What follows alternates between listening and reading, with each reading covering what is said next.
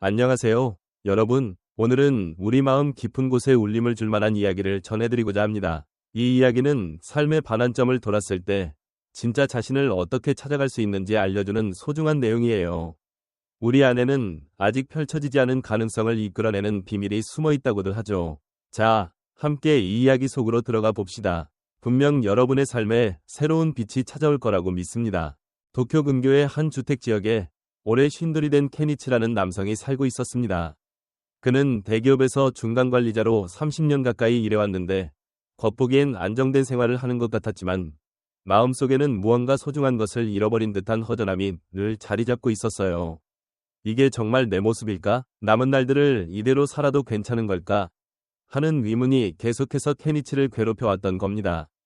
아침 일찍 집을 나서 밤늦게 돌아오는 매일, 주말엔 피로를 풀기도 벅차서 가족과 대화하는 시간도 점점 줄어들었고 좋아하던 독서도 잊혀진 지 오래였죠. 그러던 어느 날 퇴근길, 늘처럼 만원 전철에 몸을 맡긴 채 창밖을 바라보는데 문득 전철 안에 붙어있는 한 광고가 눈에 들어왔습니다. 삶의 갈림길에 선 당신에게 고요한 절에서의 일주일 체험, 진짜 자신을 찾는 여행에 함께 하시겠습니까? 광고에는 그렇게 적혀 있었어요. 진짜 자신. 이라는 글귀가 케니치 마음에 강렬하게 다가왔습니다. 집에 돌아온 케니치는 아내 미카에게 말했습니다. 여보, 나 회사에 일주일 휴가를 내고 절에 가보려고 해. 마음을 좀 다잡고 싶어. 처음엔 미카가 깜짝 놀란 듯 했지만 케니치의 진지한 표정을 보고는 이내 부드럽게 미소 지었습니다. 그래요. 당신답지 않은 결정이긴 하지만 어쩌면 그게 좋을지도 모르겠네요. 다녀오세요. 그렇게 케니치는 마음의 여행을 떠나게 되었습니다. 깊은 산속 고요한 절에 도착했을 때 그는 엄숙한 분위기에 살짝 눌리는 듯했지만 맑은 공기와 고요함 덕분인지 오랜만에 마음이 잔잔해지는 걸 느꼈습니다. 절이 문을 들어서니 젊은 스님 한 분이 그를 맞이하며 안내해 주었습니다. 머무르게 될 방은 생각보다 훨씬 소박했어요. 얇은 이불 하나와 작은 책상, 방석 하나밖에 없는 그런 공간이었죠. 여기서 일주일을 지낸다고 불안함이 밀려왔지만 동시에 왠지 모를 신선함도 느껴졌다고 합니다. 다음 날 새벽, 케니치는 절에서 울리는 종소리에 눈을 떴습니다. 밖은 아직 어두컴컴했고 시계를 보니 새벽 3시 반쯤이었어요. 몸이 찌뿌둥했지만 힘겹게 일어나 본당으로 향했습니다. 그곳엔 이미 몇몇 스님들이 꼿꼿이 앉아 있었고 케니치도 안내받은 자리에 자리 잡았습니다. 등을 곧게 세우고 눈은 반쯤 뜬 상태로 숨 쉬는 데 마음을 두십시오. 나이 지긋한 스님의 잔잔한 목소리가 들려왔지요. 그대로 따라 해보려 했지만 곧 다리가 저려와 고통이 밀려왔습니다. 아, 너무 아프네. 다들 어떻게 저렇게 가만히 있지. 이를 악물고 버티는 수밖에 없었습니다. 1시간이 지나 가까스로 첫 앉아있기가 끝나니 이번엔 아침 밥 먹을 시간이 되었습니다. 작은 그릇에 담긴 죽과 얇은 절임 반찬 한 조각. 케니치는 속으로 이게 전부라고 하고 놀랐지만 다른 이들과 함께 감사합니다. 라고 입을 모아 식사를 시작했어요. 한 입 먹어본 순간 맛있네. 하고 깜짝 놀랍니다. 담백한 맛이 혀에 깊이 배어들었거든요. 늘 자극적인 음식에 익숙했던 그에게는 이토록 순한 맛이 새삼스러웠습니다. 식사가 끝나고 나면 아침 일과가 시작됩니다. 케니치에게 주어진 일은 뜰을 쓸고 닦는 것이었어요. 에휴, 이렇게 넓은 마당을 언제 다 치우지. 토덜거리며 빗자루를 들었는데 계속해서 조용히 쓸다 보니 마음이 묘하게 가라앉고 잡념이 줄어드는 게 느껴졌습니다. 이렇게 단순한 일에 집중하는 것만으로도 정신이 맑아진다는 사실이 그에겐 처음 겪는 놀라운 체험이었죠. 첫날이 끝날 즈음엔 온몸이 쑤시고 저렸지만 그와 동시에 뭔가 새로운 것을 만난 듯한 예감에 사로잡혔습니다. 이튿날 아침, 전날보다는 조금 수월하게 일어날 수 있었습니다. 앉아있기 시간에 다시 자리를 잡았는데 역시나 다리가 저려오기 시작했죠. 그때 나이 많은 스님의 목소리가 또렷이 들려왔습니다. 아픈 느낌과 맞서려고 하지 말고 그저 지켜보십시오. 케니치는 그대로 해봤습니다. 통증을 그대로 바라보려 노력해봤더니 그 통증이 줄어든 건 아닌데도 통증 자체에 대한 두려움이 조금씩 옅어지는 기분이 들었습니다. 고통은 똑같은데 내가 반응하는 방식이 달라지고 있네. 이 작은 깨달음이 케니치 마음속에서 커다란 변화를 일으키기 시작했습니다. 아침 식사는 첫날과 똑같이 죽과 반찬이었지만 이번에는 달리 느껴졌다고 해요. 감사합니다. 라는 말에 담긴 고마움, 곡식 한 톨 한 톨을 기르기까지 자연과 많은 사람이 힘쓴 과정. 케니치는 당연하다고 생각했던 밥 한 공기의 소중함을 새삼스레 깨달았습니다. 내가 얼마나 많이 흘려보냈던가. 그날은 복도 걸레질을 맡았는데 처음엔 이 지루한 일을 또 하며 떨떠름했지만 물을 짜는 감각이나 바닥을 닦는 소리, 몸을 움직이는 리듬 같은 것들을 하나하나 느껴보니 마음 한구석이 편안해지는 걸 체험하게 되었습니다. 지금 여기에 오롯이 닿아 있으면 잡생각이 사라지는구나 하고 말이죠. 해가 저물 무렵 스님이 물었습니다. 당신은 누구입니까? 케니치는 순간 당황했어요. 이름, 직업, 가족 관계, 머릿속에 여러 가지가 떠올랐지만 스님은 말씀하셨습니다. 그것들은 당신의 역할일 뿐 진짜 당신이 아닙니다. 그런 껍데기를 다 벗겨낸 뒤에도 남아있는 것이 바로 진짜 당신입니다. 그제야 케니치는 직함, 지위, 가족에 대한 책임 등등에 갇혀 지낸 자신을 돌아보게 되었죠. 이튿날이 지나갈 무렵 그의 마음속에서는 작은 변화의 씨앗이 싹트기 시작했습니다. 사흘째 새벽, 케니치는 종소리 나기 전부터 스스로 눈을 떴습니다. 몸이 절생활에 조금씩 익숙해지고 있었던 거죠. 앉아있기 시간에는 이번엔 내 숨의 주의를 기울여 보았습니다. 들숨, 날숨, 단순한 이 반복 안에서 케니치는 말로 표현하기 어려운 편안함을 느꼈어요. 숨 쉬고 있다는 것 자체가 살아있음의 증거고 지금 이곳에 내가 존재하고 있음을 알려준다는 사실이었습니다. 아침밥이 여전히 똑같아도 더 이상 부족하다거나 심심하다는 기분이 들지 않았습니다. 오히려 천천히 곱씹으면서 재료가 주는 맛과 향을 온전히 음미하게 되었어요. 이렇게 풍성한 맛이 있었다니 이날은 밭일을 돕게 되었습니다. 땅을 고르고 씨를 뿌리며 케니치는 삶도 이 밭과 다르지 않을 수 있겠다고 생각했대요. 좋은 씨앗을 심고 정성껏 돌보면 언젠가 반드시 열매가 맺힌다는 것이죠. 점심 식사 후 주어진 조금의 자유시간에는 절마당을 거닐며 스스로의 지난 날들을 돌아보았습니다. 30년간 일에만 매달려온 세월 속에서 사회적으로 어느 정도 성취를 얻기는 했지만 그 과정에서 잃어버린 것들도 많지 않았을까 하고요. 가족과의 시간, 취미, 마음의 여유, 정말 중요한 건 뭘까? 해가 질 무렵 다시 앉아있기를 시작했을 때 스님이 물었습니다. 당신은 무엇을 위해 살아갑니까? 케니치는 순간 말문이 막혔습니다. 회사? 가족? 아니면 자기 자신? 선뜻 대답은 떠오르지 않았지만 그 물음이 마음 깊은 곳에 새겨졌습니다. 사흘째가 끝나갈 즈음 그의 마음속에선 무언가가 크게 움직이기 시작했습니다. 넷째 날 새벽, 케니치는 앉아있기를 하던 중 이유를 알 수 없는 눈물이 흐르기 시작했습니다. 분노, 슬픔, 기쁨, 그리고 후회까지. 그동안 애써 참아왔던 감정들이 댐이 터지듯 솟구쳐 올라왔던 거죠.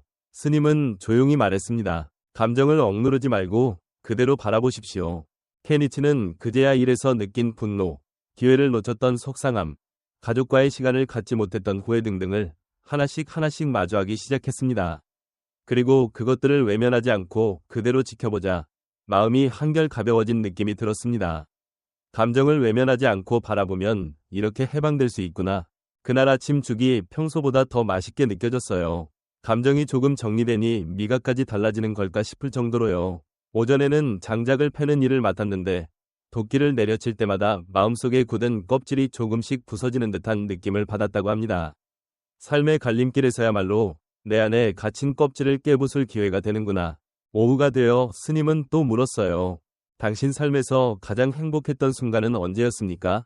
눈을 감고 기억을 되짚어보니 화려한 성취나 값비싼 물건을 손에 넣었던 순간보다는 아이가 태어났을 때의 기쁨, 가족과 처음 여행 떠났을 때의 설렘, 아버지의 마지막을 지켜드렸을 때 느낀 깊은 사랑 같은 장면들이 떠올랐습니다.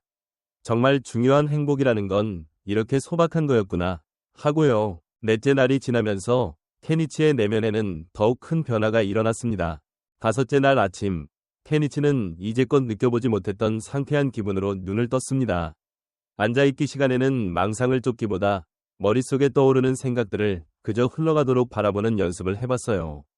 생각은 내가 아니라 내 앞을 지나치는 흐름일 뿐일지도 몰라. 그걸 지켜보는 마음이 진짜 나인가 봐.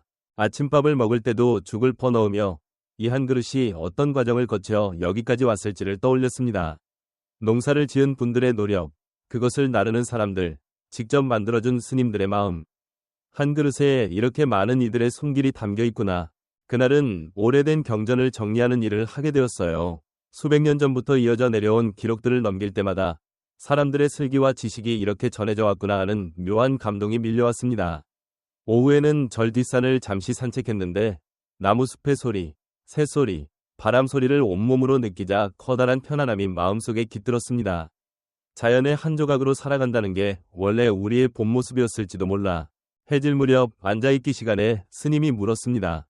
행복해지려면 무엇이 필요하다고 생각합니까? 이 일주일 동안 절집에서 지내며 깨달은 것을 돌아보니 복잡하지 않은 생활, 자연과 어우러짐, 마음의 소리를 듣는 시간이 굉장히 중요하다는 걸 느꼈습니다.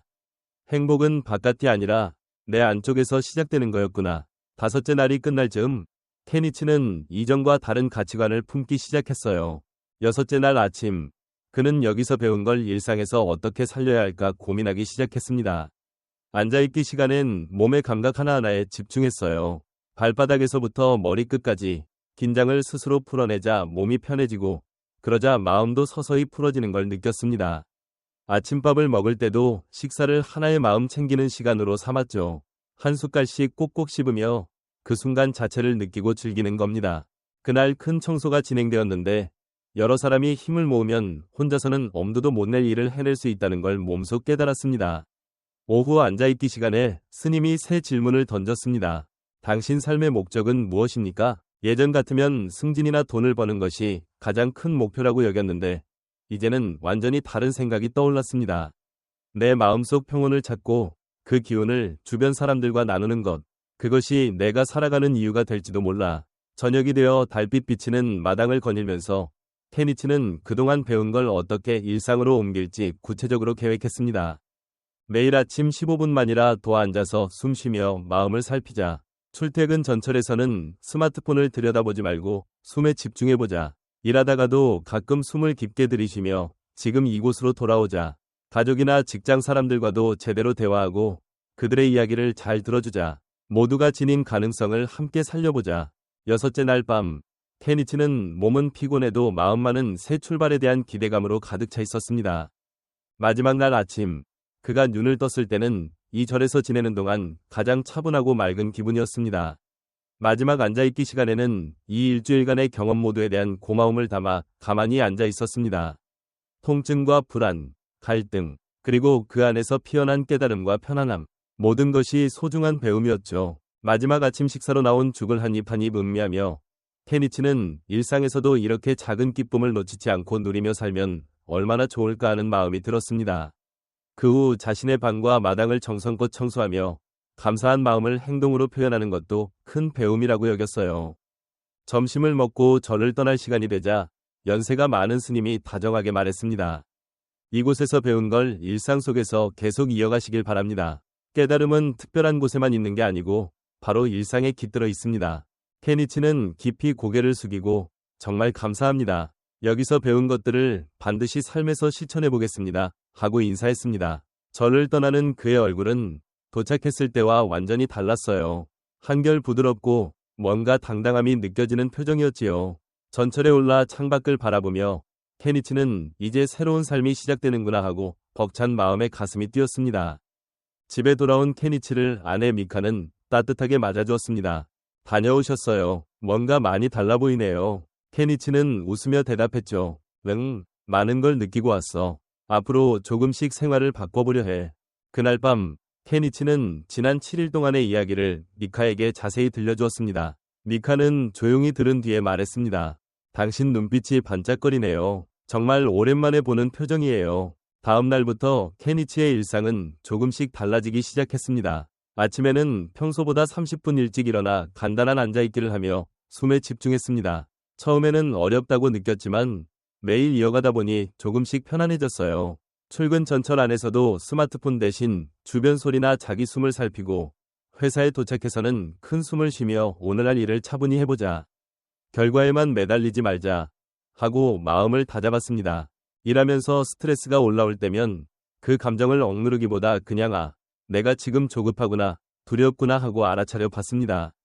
하지만 지금 이 순간은 괜찮아 하고요. 동료나 후배의 말을 들을 때도 더욱 진심으로 귀 기울이려 노력했습니다. 지금 여기에서 함께하면 대화의 흐름이 훨씬 좋아진다는 걸 느꼈어요. 어느 날 젊은 직원이 큰 실수를 했을 때 예전에 케니치라면 호되게 나무랐겠지만 이번에는 숨을 깊이 들이신 뒤 차분히 대응해 주었습니다. 괜찮아. 누구나 실수해서 배우는 거야. 다음에 잘하면 돼. 그 말에 그 직원은 한숨을 돌리며 더 열심히 하겠다고 결심했어요. 퇴근 후엔 가족과 함께 보내는 시간을 소중히 여기게 되었습니다. TV에 의존하기보다 서로 얼굴을 마주보고 대화하는 시간도 늘었고, 주말이면 근처 공원에 나가 자연 속에서 바람과 나무, 아이들의 웃음소리를 함께 즐기기도 했죠. 예전엔 놓치던 순간들이 이토록 아름다웠구나 하고 깨닫게 된 겁니다. 아내와 아이들도 그가 달라졌다는 걸 느꼈습니다.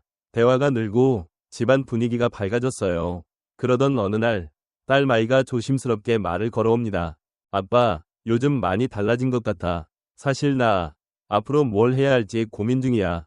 케니치는 딸의 이야기를 차근차근 들어주었습니다. 무언가를 지시하거나 가르치기보단 마음을 함께 나누고 같이 생각하자는 태도로 접근했어요. 그래, 마이 마음이 어떤지 잘 알겠어. 우리 같이 하나씩 살펴보자. 그 한마디를 계기로 부녀 간의 거리가 더 가까워졌습니다. 회사에서도 케니치의 변화는 좋은 방향으로 퍼져나갔습니다. 후배들 역시 부담 없이 그에게 고민을 털어놓게 되었고, 상사도 어느 날 그에게 다가와 말을 건넸습니다. 요즘 좋아 보이네, 케니치 군.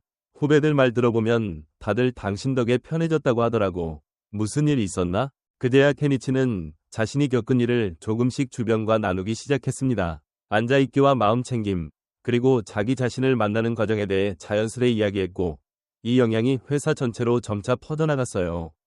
점심시간에 간단한 마음 챙기는 모임을 제안해보니 처음엔 몇 명 안 되던 참여자도 점점 늘었습니다. 업무 스트레스가 덜해졌다, 집중력이 좋아졌다는 피드백이 나오기 시작했죠. 결국 케니치는 사내에서 마음 돌봄과 잠재력 개발에 관한 제도를 만들자고 제안했습니다. 우리 스스로의 가능성을 끌어내기 위해서는 마음의 건강이 정말 중요합니다. 마음 챙김과 앉아있기를 도입해보는 건 어떨까요? 그의 적극적인 제안에 힘입어 실제로 관련 프로젝트가 시작되었고, 케니치 삶은 상상도 못했던 방향으로 뻗어나가기 시작했습니다. 그 모든 변화는 결국 진짜 자신을 찾았던 작은 계기에서 비롯된 것이었지요. 그리고 5년 뒤, 케니치는 회사의 인재개발부서에서 직원들의 마음 돌봄과 잠재력 찾기를 돕는 일을 하고 있었습니다. 주말에는 지역센터에서 마음 챙김 강의도 열며 예전에 케니치처럼 삶의 갈림길에 놓인 이들을 만나고 있었죠. 그는 그들에게 이렇게 이야기하곤 합니다. 중년에 이르면 많은 분들이 이대로 괜찮을까 하고 고민하게 됩니다. 하지만 그 시기가야말로 새로운 출발점이에요. 진짜 나를 만나는 여행은 언제든 가능하거든요. 그 이야기에 많은 사람들이 고개를 끄덕입니다. 언젠가 수업을 마치고 한 참가자가 조심스럽게 다가와 말했습니다. 케니치님 덕분에 저도 새로운 의미를 찾을 것 같아요. 정말 고맙습니다. 그러자 그는 부드럽게 웃으며 대답했어요. 아니에요. 그 계기는 원래 당신 안에 있었어요. 저는 그걸 떠올리는 걸 살짝 도와드렸을 뿐이죠. 케니치는 그제야 지나온 삶을 돌아보았습니다. 50이라는 나이에 겪은 커다란 전환점, 그리고 거기서 시작된 진짜 나를 만나러 가는 여행. 지금은 그 경험을 많은 이들과 나눌 수 있다는 기쁨까지.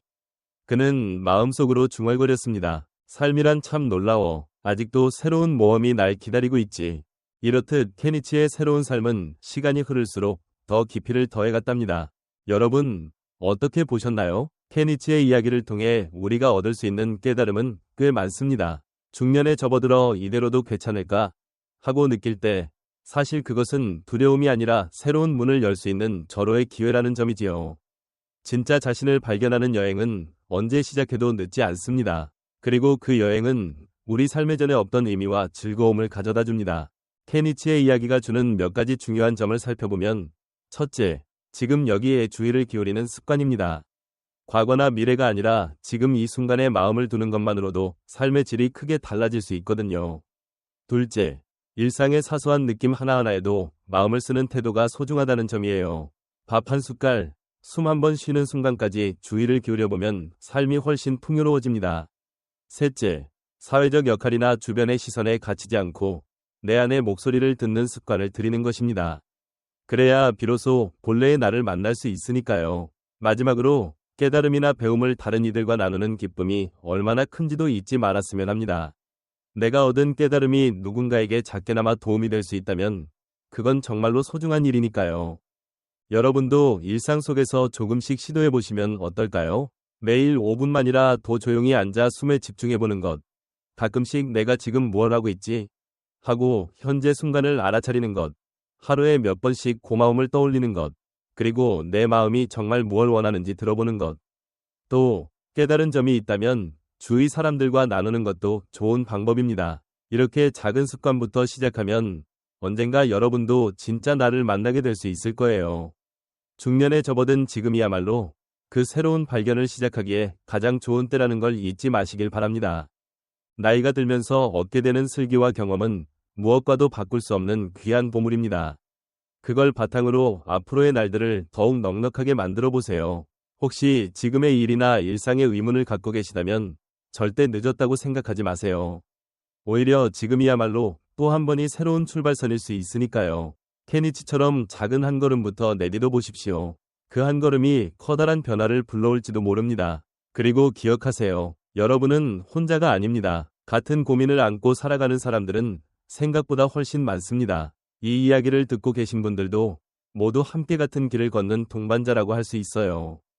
여러분, 삶의 후반부는 전반부를 반복하는 게 아니라 완전히 새로운 모험의 장이라고 해도 과언이 아닙니다. 그 모험에 용감하게 뛰어들어 보세요. 스스로도 예상치 못했던 멋진 발견들이 기다리고 있을 거예요. 마지막으로 이런 말을 드리고 싶습니다. 삶에서는 결코 너무 늦음이란 없습니다. 지금 이 순간이야말로 새롭게 시작할 가장 좋은 때입니다. 오늘 제가 들려드린 이야기는 여기까지입니다. 이 이야기가 여러분의 날들에 새로운 깨달음과 기쁨을 가져다 주길 진심으로 기원합니다. 끝까지 들어주셔서 정말 고맙습니다. 여러분 모두 평온하고 행복하시길 바랍니다. 감사합니다.